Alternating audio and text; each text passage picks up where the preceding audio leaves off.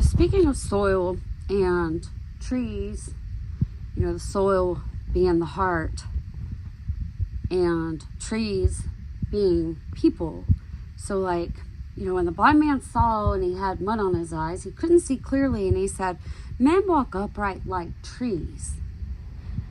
And then once he went and washed, he saw clearly. So clay, to harden, or to clay, let me start with the rocks, because I didn't put this in here. With rocks, there is no soil. It's all rocky ground, and nothing can grow. So clay, which is a hardened heart, it's too hard to hold water. It only pulls in, they grow shallow roots, but then they burn up when the fire comes, the sun. So broken soil with turning and breaking, the clods, adding what enriches the ground for seeds to grow deep roots when the rain's destruction comes. The fiery trials, refining faith. So the clay on the potter's wheel is crushed and reformed or remolded. And once the pot is ready and formed, then the fire is required to strengthen the clay. If pride is there, then the clay is not ready for the fire. Pride must be broken to reform the clay to handle the fire. Otherwise, they would perish. So when you're doing pottery, once you get the pot the way you want it, or vessel that you have, it goes through the fire to harden it rock solid so it can hold the water. Reminds me of the parable of Jesus with the clay pots pouring water in it. And then when they poured out, it was wine.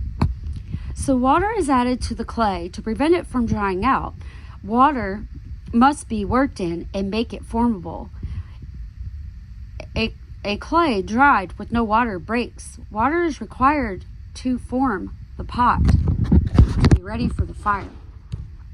So the water hogs, talking about trees, the weeping willow.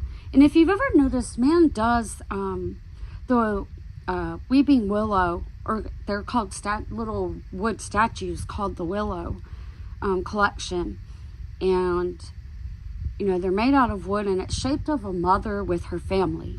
So a willow tree is a water hog and grows by water.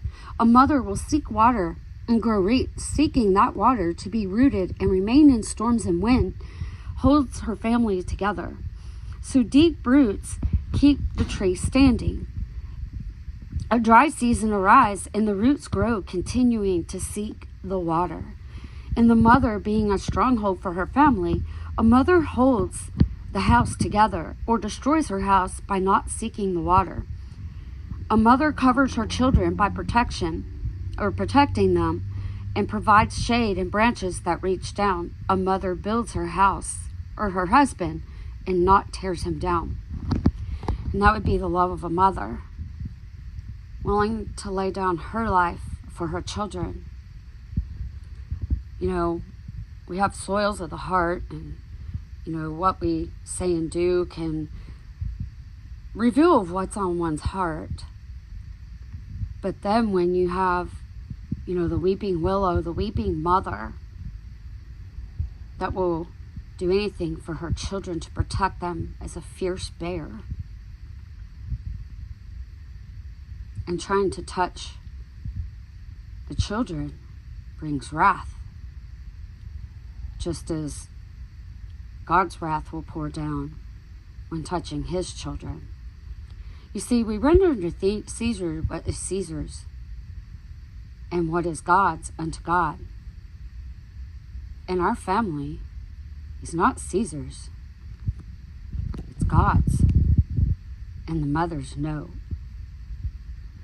that they must stand for truth, stand in love, because even Jesus loved Judas when he was betrayed.